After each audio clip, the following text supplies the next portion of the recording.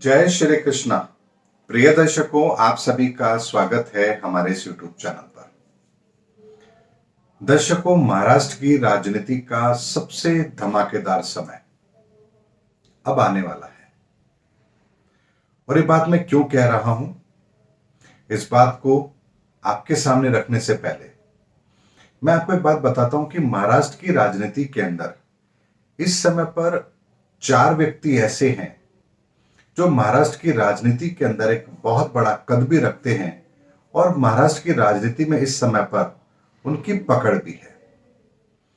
पहला नाम उद्धव ठाकरे जी का, शरद पवार, देवेंद्र फडणवीस और एकनाथ शिंदे। ये 4 कोई छोटे नाम नहीं है वर्तमान के अंदर महाराष्ट्र की राजनीति के लिए। ऐसे में जब मैंने इन सबकी कुंडलियों को साथ कंबाइन करके देखा है तो मुझे एक चौंकाने वाला तथ्य मेरे सामने आया है, और वो ये कि आने वाले समय के अंदर महाराष्ट्र की राजनीति में जो अब तक आपने देखा है उससे भी ज्यादा कहीं इंटरेस्टिंग एक धमाकेदार समय अब आने वाला है। अब इसका मैं आपको डिटेल एनालिसिस देता हूं। सबसे पहली बात हम ये रखते हैं कि महाराष्ट्र की राजनीति का सीधा सीधा संबंध केंद्र की राजनीति से भी है।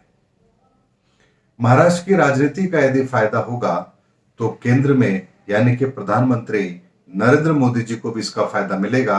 तो सबसे पहले नरेंद्र मोदी जी की कुंडली में एक बात देखते हैं कि 2 मार्च 2023 के बाद उन्हें जैसे ही मंगल की महादशा में राहु का अंतर और सूर्य का प्रति अंतर आरंभ होगा, उनकी कुंडली असली जलवा तब दिखाना आरंभ करेगी।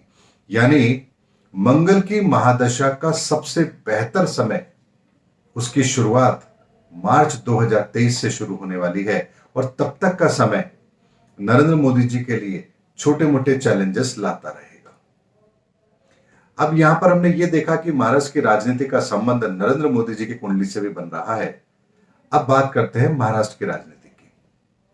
महाराष्ट्र की राजनीति के एक कद्दावर नेता जो कुछ समय पहले तक महाराष्ट्र की राजनीति में एक बहुत बड़ा रोल प्ले कर रहे थे, उद्धव ठाकरे। 28 जून 2023 के बाद से समय उनके लिए पूरी तरह से विपरीत होने वाला है और जुलाई 2026 तक वो समय रहेगा।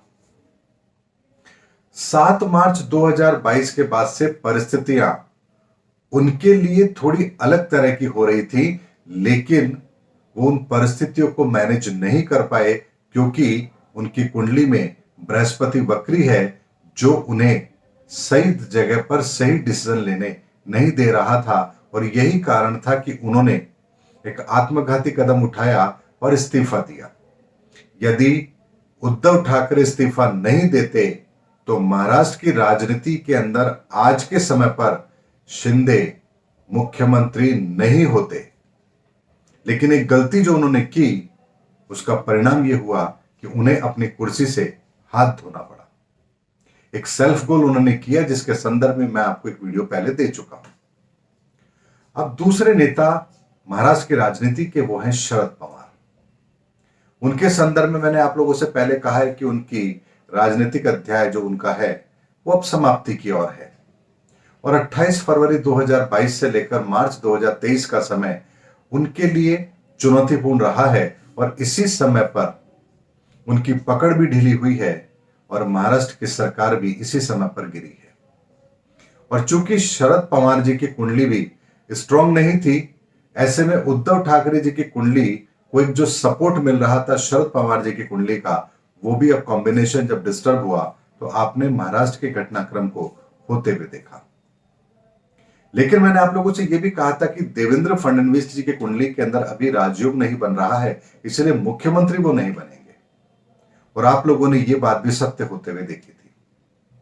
लेकिन 10 जून 2023 के बाद से देवेंद्र फडणवीस का, यानी कि जो वर्तमान के अंदर उप मुख्यमंत्री हैं महाराष्ट्र के, देवेंद्र फडणवीस, उनकी कुंडली के अंदर 10 जून 2023 से एक राजयोग आरंभ हो रहा है और वो उनको मुख्यमंत्री बनाने की ताकत रखता है। यानी 10 जून 2023 के लगभग आसपास, उससे कुछ समय पहले या उसके कुछ समय बाद देवेंद्र फडणवीस जी की ताजपोशी होने की संभावना मुझे महाराष्ट्र में नजर आ रही है।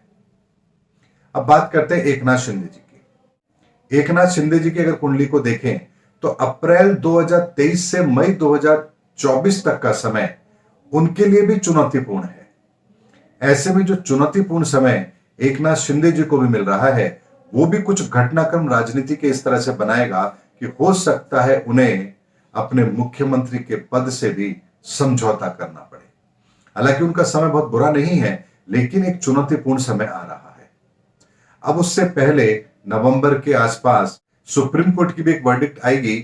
देखना है कि सुप्रीम कोर्ट उस पर क्या टिप्पणी करता है और उसके आधार पर महाराष्ट्र की राजनीति में क्या घटनाक्रम बनता है।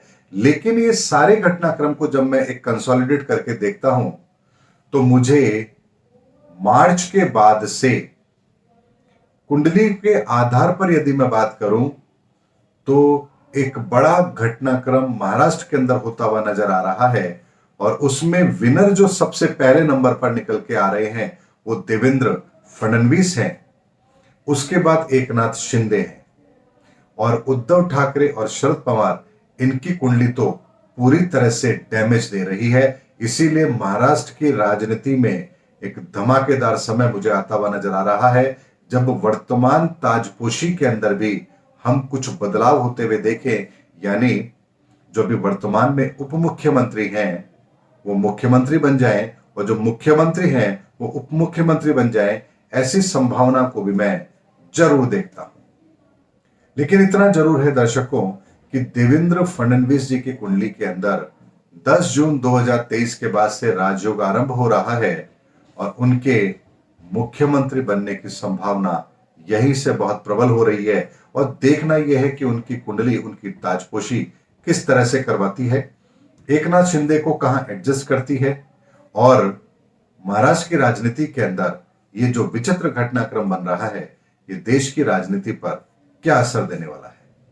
लेकिन एक ऐसा ज्योतिषीय आकलन मैंने आप लोगों के सामने रखा है जो सभी की कुंडलियों को मिलाकर यदि देखता हूं तो इस घटना को घटित होने की पूर्णता जरूर दर्शाता है। यानी अगर एक व्यक्ति की कुंडली में अगर कोई संयोग बने तो समझ आती है, लेकिन अगर चारों की कुंडली अगर एक ही तरह का संयोग बना रही हो तो फिर उस घटना को होने से कोई भी नहीं रोक सकता। ऐसा मेरा ज्योतिषीय आकलन है। उम्मीद करता हूं दर्शकों मैंने महाराष्ट्र की राजनीति पर आपको आने वाले समय से पूर्व ही एक घटना का अवलोकन दिया है जिसे आप आने वाले समय में सत्य होता हुआ देखेंगे। उम्मीद करता हूं दर्शकों मेरा वीडियो आपको जरूर पसंद आया होगा। अगले वीडियो में आपसे फिर भेंट होगी, तब तक हमारे चैनल पर बने रहिए। जय हिंद, जय भारत।